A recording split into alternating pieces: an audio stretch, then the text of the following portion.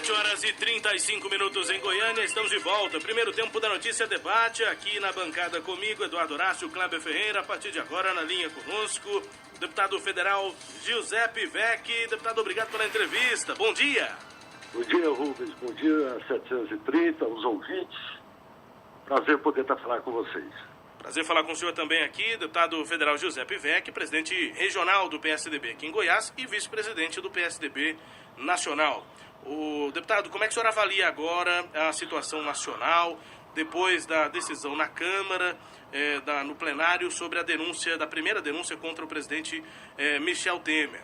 O senhor avalia que a decisão do PSDB, por enquanto, né, o PSDB continua na base do presidente, é acertada? Como é que o senhor avalia? Há uma discussão intensa internamente no partido sobre essa manutenção de apoio ou não?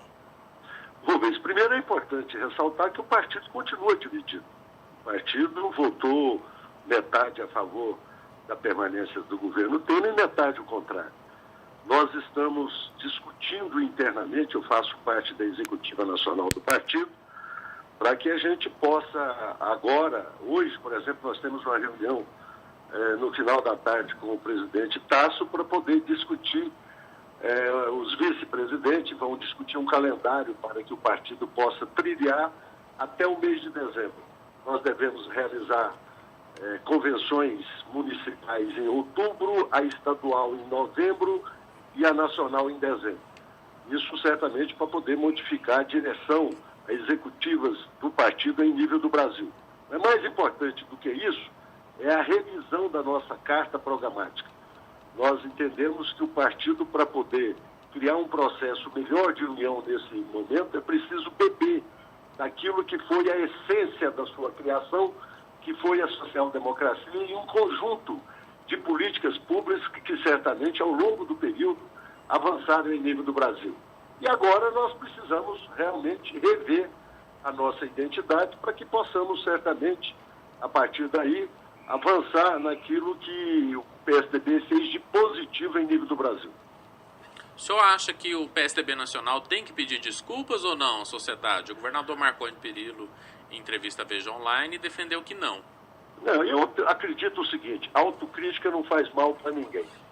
Mas certamente não foi o PSDB que criou esse caos, esse desastre no Brasil nos últimos 13 anos. Isso foi o PT que fez isso. O PSDB, por essa questão macro, não tem que pedir desculpa.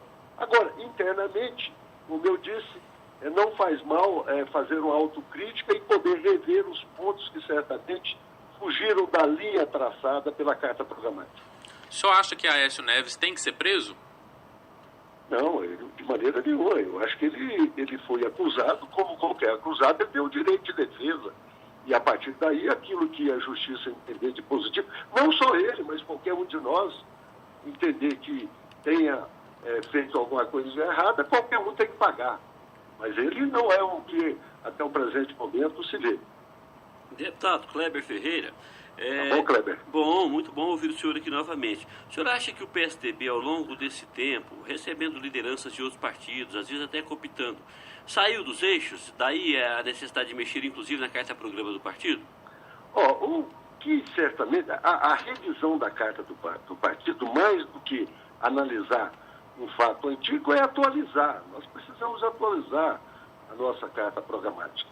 Acho que o partido fez muita coisa positiva em nível nacional, no governo Fernando Henrique Cardoso, quer seja do ponto de vista econômico, quer seja do ponto de vista social. Não é à toa que o PSDB,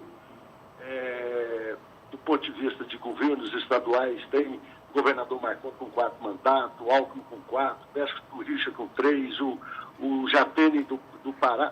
Isso certamente demonstra que o partido fez, sim, boas gestões em nível do Brasil. Por outro lado, isso não nos exime também de falhas cometidas ao longo do decorrer. Eu acho que poder abraçar mais aquilo que foi a essência da social-democracia, ou seja, um partido equilibrado, moderado, maduro, um partido que deu o equilíbrio entre o capital e o trabalho, entre o social e o econômico, entre a cultura do direito instalada na Constituição, mas também a cultura do dever. Então, certamente, todos esses pontos aí precisam de pequenos ajustes que o partido está apto a fazer. O partido está discutindo. Nos últimos dias, hoje já é a terceira reunião que nós estamos tendo da executiva, e não só em nível nacional. Em nível estadual agora, nós vamos fazer 15 encontros até o início de outubro. Até o início de outubro nós estaremos realizando 15 encontros regionais e por movimentos do partido, para que a gente possa debater, discutir, ouvir as pessoas. Fugir um pouco da cúpula e poder estar ouvindo o nosso militante, que é a razão da existência do partido. Deputado, quem que é melhor candidato a presidente, na opinião do senhor? João Dória ou Geraldo Alckmin?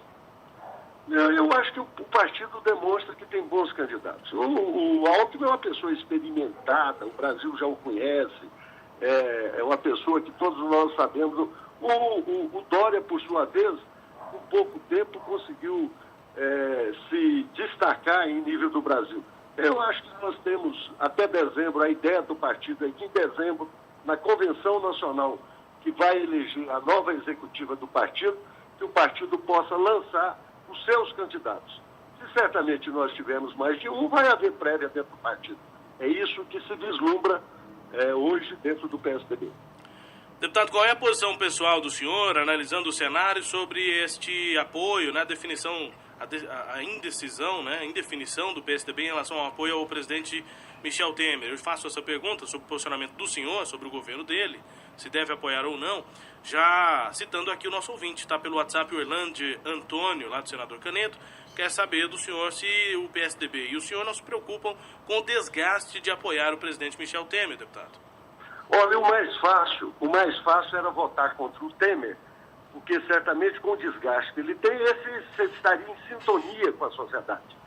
Mas eu entendi que era importante dar um voto para o Brasil, dar um voto para a estabilidade política, dar um voto para o crescimento econômico do Brasil, dar um voto para um governo de transição. Então, eu não votei no Temer, eu não votei na Dilma, votei pelo contrário, votei em outros.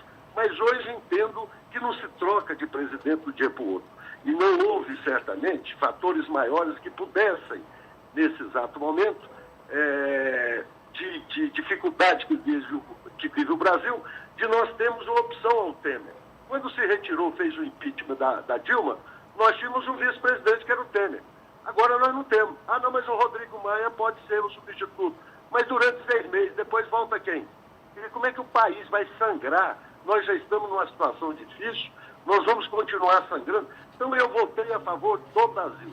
Eu votei com os desgastes que possa ter, mas com muita convicção que eu estava naquele momento dando um voto de esperança para o Brasil, para que ele pudesse ter dias não tão difíceis como nós vivemos ultimamente.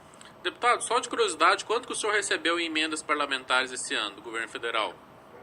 Segundo os jornais colocaram, 6 milhões. E aí é importante ressaltar que emendas são para os municípios. São para os municípios. Não tem nada para o deputado. Zero para o deputado. Esse dia alguém fez me fazer uma pergunta dizendo que como é que eu pude ter recebido um tanto de dinheiro desse. Não, isso é para os municípios que eu represento. E é impositiva. Ela sai mais cedo ou mais tarde. Então não está fazendo favor de liberar mais cedo. E eu não estou muito tranquilo quanto a isso, porque recebi dentro da média de todo mundo, e quero dizer que, como eu faço parte da comissão de orçamento, da comissão mista de orçamento, que todo mundo recebeu, inclusive os das oposições, todo mundo. Então essa questão, olha, liberou mais emendas? Liberou sim, era para liberar em setembro, outubro, liberou em julho, mas isso são emendas impositivas que de qualquer forma terão que ser pagas mais cedo ou mais tarde. Deputado, e a questão do déficit? O senhor é a favor do aumento para 170 bilhões? O senhor acha que deve manter a meta abaixo? O que o senhor pensa a respeito disso? Bem, primeiro que ninguém é a favor de ter déficit. Eu não sou a favor de maneira nenhuma. Eu acho que isso aí demonstra o descalabro com que o governo recebeu as finanças do PT. Esse déficit que tem dessa grandiosidade já é de 2015, 2016, e que certamente agora, diante das situações, eleva-se. Isso é muito ruim para o Brasil, porque significa que quanto mais déficit você tem, mais dívida você vai contrair para poder suprir, mais dificuldades você vai hoje enfrentar. E nós temos algumas coisas cruéis no orçamento. Por exemplo, dos 100% do orçamento brasileiro, 100%, 42% vão para pagamento de dívida, quer seja do serviço da dívida ou amortização. 22% vai para a Previdência. Só aí você tem 64% do orçamento. Então é um monstro, isso está tomando dinheiro do Brasil inteiro, quer seja o serviço da dívida ou a Previdência. Só para dar um exemplo de comparação para vocês, a área da educação, toda a educação no Brasil, custa 3,9% do orçamento. Quer dizer, aí você imagina que a dívida custa 42%. Então nós temos que enfrentar esses graves problemas do Brasil. A Previdência é um, o estoque de dívida hoje é outro, que é grandioso, e cada dia mais que você tem déficit, isso cresce e retira recursos de setores essenciais, saúde, educação, infraestrutura, etc. Então é preciso realmente estabilizar a economia do país para que a gente possa crescer, ter um mínimo de poupança para fazer investimento e gerar os empregos tão necessários para a população brasileira. Então o senhor é contra essa possibilidade de subir ainda essa meta? Mas isso não adianta ser contra, é igual na sua casa. Quando você está devendo muito, você tem que cobrir esse déficit, você tem que cobrir.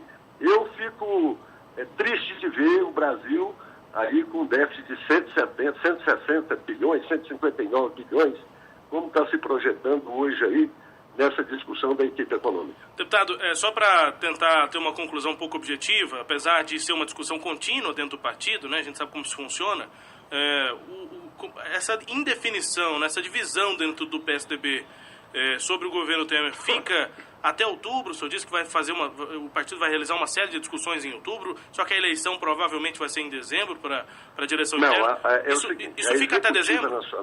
A Executiva Nacional tomou a decisão seguinte: o partido vai renovar todas as suas direções, em nível municipal no Brasil inteiro até outubro, todos os estados em novembro e a Executiva Nacional em dezembro. Junto com isso, nesse período de discussão, de renovação da Executiva, o PSDB estará debatendo a sua carta programática, estará discutindo os assuntos para que ele possa chegar em dezembro e ter um novo programa de partido para poder apresentar à sociedade. É isso que nós estamos organizando em nível nacional para que o partido possa certamente, como sempre o fez, poder avançar naquilo que é importante para o nosso país. O senhor está satisfeito, deputado, com as ações da equipe econômica do governo Temer? Eu acho que talvez seja uma das coisas positivas do governo Temer. Tem uma equipe que, logicamente, apesar de ter encontrado uma situação muito difícil, em pouco mais de um ano conseguiu criar uma expectativa de melhores. Os indicadores ainda muito pequenos, mas sinalizam positivamente para a nossa economia, do ponto de vista de geração de emprego, do ponto de vista de inflação, do ponto de vista da taxa de juros, do ponto de vista da balança comercial. Então, isso nos mostra, depois de tanto tempo só de notícia ruim, de indicadores ruins na economia, nós agora temos a perspectiva, que é lenta e gradual, de melhorar o crescimento de nossa economia. E o assunto da reforma política, deputado, você acha que morreu em função do tempo? De maneira nenhuma. Está quente hoje. Nós devemos amanhã, já na Câmara, começar a votar aquilo que a comissão da reforma política está apresentando aí. Tem duas reformas, dois projetos de lei PECs em andamento na Câmara, um que veio do Senado, basicamente barra as coligações e cria a cláusula de desempenho, e a outra que está sendo criada aí na Câmara, que avançou aí nessa questão bem detalhada, mas eu diria duas coisas importantes, que foi o Distritão e a criação do fundo aí de financiamento. O senhor defende o Distritão? Bem, eu acho que o Distritão é um antipartido, é excrescência, mas o que foi colocado lá foi o seguinte: se faz o Distritão para poder ter o Distrital misto.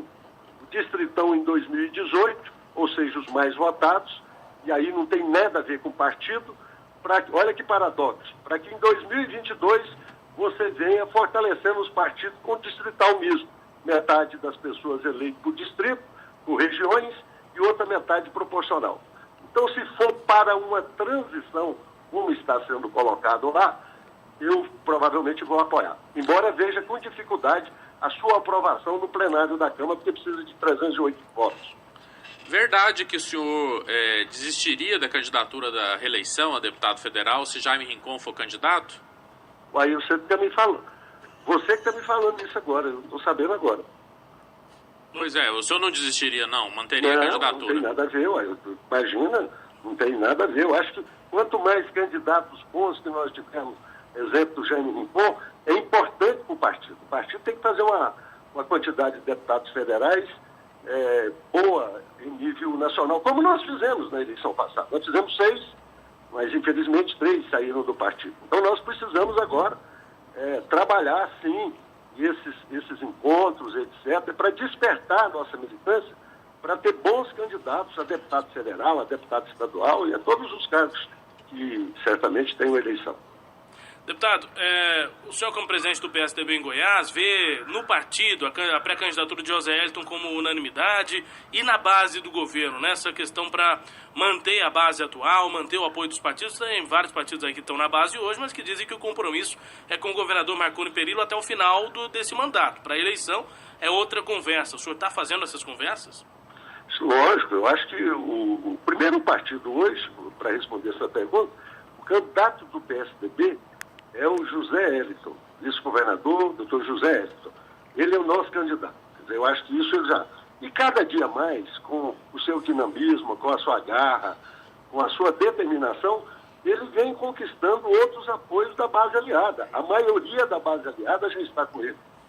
Mas é lógico que alguns partidos da base aliada têm o direito de pleitear também candidaturas majoritárias a governo.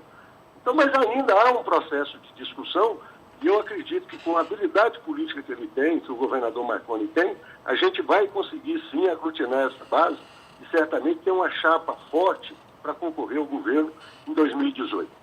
Pelas conversas que o senhor faz com os presidentes de partido, com as lideranças dos partidos aí da base aliada, dá para acreditar que todos os partidos da base atual vão se manter para 2018, para a eleição de José Wellington, ou uma parte já seria um saldo positivo para essa estruturação, deputado?